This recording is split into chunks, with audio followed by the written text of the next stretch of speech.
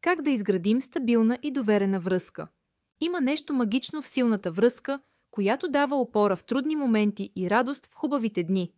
Мнозина мечтаят за стабилно партньорство, което да ги кара да се чувстват сигурни, обичани и разбрани. Истината е, че това не е само мечта, а нещо, което всяка двойка може да изгражда ден след ден. В сърцето на всяка здрава връзка стои доверието. Без него близостта се разклаща, а неразбирателствата се трупат. Много хора стигат до спънки и се питат как да създадат истинска стабилност помежду си. Причината е, че доверието се руши лесно, но се гради бавно. Ако се познаваш в това усещане за несигурност, тук ще откриеш подкрепа и реални примери, които работят. В следващите редове ще споделим съвети от психолози и щастливи двойки, които са минали през тези предизвикателства. Ще видиш как малки и истински стъпки създават здрава връзка, на която си струва да се разчита. Тази статия е за всички, които искат повече топлина, сигурност и щастие в отношенията си. Комуникацията като основа на доверието. Ясната и честна комуникация стои в основата на всяка стабилна връзка. Когато говорите открито, създавате пространство за взаимно уважение и сигурност. От малки жестове до ежедневни разговори, добре поддържаната комуникация предотвратява недоразуменията, които често водят до отчуждение. Ако споделяте дори плановете си за деня, усещането за споделеност и близост става по-осезаемо. Лошата комуникация, напротив, често оставя място за съмнения и грешни тълкувания, които могат да охладят чувствата. Може би най-простият начин да покажете доверие е да се изслушвате с внимание и да споделяте емоциите си без страх от осъждане. Това носи топлина и усещане за общ живот. Ето как една работеща комуникация може да промени атмосферата вкъщи.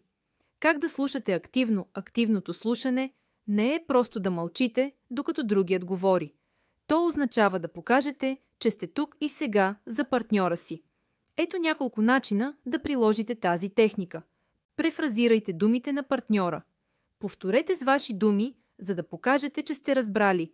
Това, което чух, е, че се чувстваш изморен след работа и имаш нужда от време за почивка.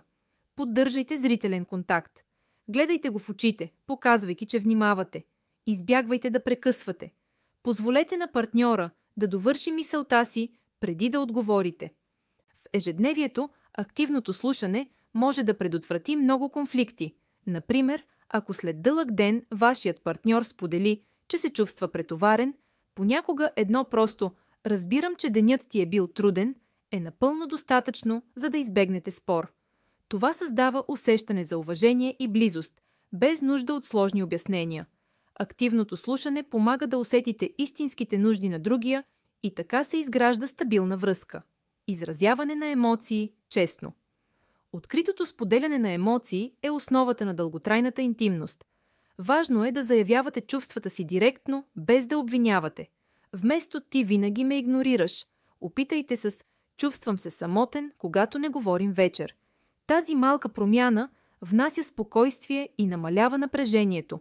Когато казвате ясно как се чувствате, без упреци, партньорът по-лесно отговаря с разбиране и подкрепа. Това има директен ефект както върху емоционалната интимност, така и върху сексуалното здраве. Двойките, които могат спокойно да говорят за желанията и страховете си, се чувстват по-съгласувани физически и психически. Така се премахват бариери и се засилва връзката. Практически съвети за упражнение.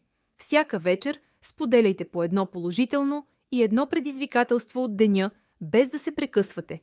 Използвайте фрази, започващи с «чувствам се». Когато говорите за себе си, напомняйте си, че партньорът е ваш съюзник, а не противник.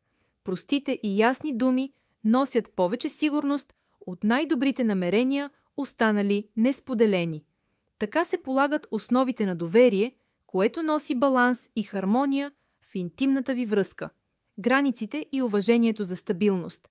Силната връзка не значи всичко да се споделя по всяко време. За да остане любовта стабилна, всеки партньор трябва да има лично пространство и моменти за себе си. Поставянето на граници не е егоизъм. То е знак за уважение и грижа. Когато връзката изпраща сигурен сигнал, че и двамата са ценени като личности, доверието расте. Липсата на граници често води до изтощение, а уважението към това, кои сме, носи дълготрайно спокойствие. Поставяне на лични граници. Много двойки избягват темата за личните граници от страх, че това ще ги отдалечи един от друг. Всъщност, ясно дефинираните граници създават здрава основа за доверие и сигурност. Как можеш да ги въведеш? Разпознаване на личните нужди. Всеки има свои граници. Това може да е нуждата от време насаме или нуждата от разбиране, ако не иска да говори веднага след конфликт. Пример. Да кажеш: имам нужда от половин час за себе си след работа, помага на другия да знае какво да очаква. Честно и нежно споделяне. Подходи с грижа и обясни защо тази граница е важна за теб. Използвай изрази от рода на: чувствам се по-добре, когато имам време за моето хоби. Това ми помага да се отпусна. Обсъждане на граници още в началото. Ще е много по-лесно да се разберете, ако от самото начало говорите открито за своите нужди и силните си страни. Редовно преговаряне. Хората се променят. Затова е полезно периодично да обсъждате дали границите ви все още пасват и на двамата. Ползите за психичното здраве и стабилността включват по-малко напрежение и раздразнение, чувство за сигурност и уважение, избягване на изтощителното усещане, че вървиш по тънък лед, по-лесна комуникация при трудни моменти. Ясните граници помагат да показваш любов към себе си, а така показваш уважение и към партньора. Уважение към индивидуалността. Всеки човек идва със собствени интереси, приятели и идеи. Да продължиш да развиваш себе си във връзката е не по-малко важно от общите занимания. Ако се откажеш от всички свои хобита или игнорираш приятелите си, връзката може да стане зависимост, а не партньорство. Това често води до разочарование и усещане за празнота. Примери от здрави романтични отношения. Поддържане на лични хобита. Никой не трябва да се отказва от неща, които обича, само защото е във връзка. Една жена може да ходи на йога по съботи, а партньорът и да гледа футбол с приятели. Тези дейности подхранват индивидуалността. Време с приятели извън връзката. Срещите с близки приятели носят радост и зареждат с енергия. След такова време връщаш се към партньора с още повече желание за споделени моменти. Уважението към отделната личност прави интимността още по-силна. Ако всеки партньор може да запази своята уникалност, се избягват ревност и притеснения. Така връзката остава жива и вълнуваща. Запомнете, подкрепата, която оказвате за личното развитие на другия, се връща двойно обратно. Когато се чувствате свободни да сте себе си, любовта расте и става по-дълбока. Така уважението и пространството не ни делят, а ни събират още по-силно. Поддръжка на доверието през времето. Дълготрайното доверие не е даденост, а резултат от постоянни малки избори и действия всеки ден. В една здрава връзка, истинската близост се нуждае не само от красиви думи, а и от подкрепа, грижа и изпълнение на обещания. Всеки навик, жест и реакция на трудностите оставя следа в чувството за сигурност между партньорите. Спазване на обещанията. Доверието се трупа от спазените обещания, а само едно нарушено може да го разклати. Мнозина оставят дребните обещания на заден план, но именно те държат основите на връзката стабилни. Примери от ежедневието. Когато сте обещали да се приберете на време за вечеря, направете го, другият се чувства важен. Ако кажете, че ще помогнете с домакинството през уикенда, дори малък жест като измиване на чиниите показва ангажираност. Обричате се да бъдете насреща, ако партньорът има нужда и държите този ангажимент, дори когато не ви е удобно. Как да давате реалистични обещания? Оценявайте времето и способностите си преди да обещаете. Казвайте «ще опитам» вместо «обещавам», ако не сте сигурни. Записвайте си важните ангажименти, за да не забравите. Бъдете честни, ако не можете, разваля по-малко доверие от неизпълнено обещание. Всеки спазен ангажимент е тухла в строежа на доверие. Малките действия, като неочаквана покана на любим ресторант или изслушване след тежък ден създават сигурност. Нарушените обещания, дори дребни, се помнят дълго и често водят до ревност или съмнения. Подкрепа в предизвикателства. Истинската сила на връзката се вижда най-добре в трудните моменти. Болест, стрес на работа или промяна в кариерния път са изпитания за двама души. Как можете да подкрепите своя партньор? Покажете разбиране, дори само с присъствието си. Поемете повече задачи вкъщи, когато другият преживява стрес. Питайте как се чувства и слушайте без да бързате със съвети.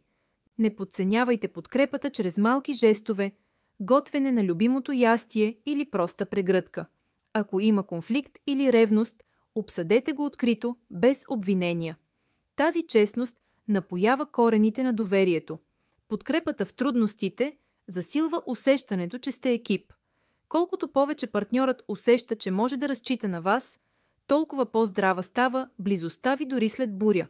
Малките споделени победи и начини да облегчите болката или стреса правят връзката устойчива и страстна във времето. Ежедневни действия за поддържане на доверие. Така поддръжката на доверието преминава неусетно от ежедневието в дълготрайната стабилност. Истинската стабилност във връзката е постижима, когато градите доверие всеки ден с малки, но значими действия.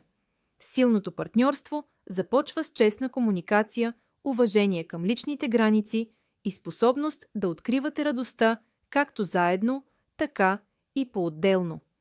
Споделените усилия ви доближават, а подкрепата при трудности превръща връзката ви в сигурно място, където наистина се чувствате у дома. Всяка малка стъпка днес носи дългосрочни ползи за щастието и интимното здраве. Пробвайте тази вечер да благодарите за нещо малко или просто да изслушате любимия човек, без да го прекъсвате. Всяко подобно действие засилва връзката и ви прави повече от двойка. Превръща ви в истински екип. Пътят към по-дълбока близост започва от вас. Изберете да го извървите с доверие, топлина и още повече внимание към човека до себе си. Щастието в интимните отношения освежава не само връзката, но и цялото ви ежедневие.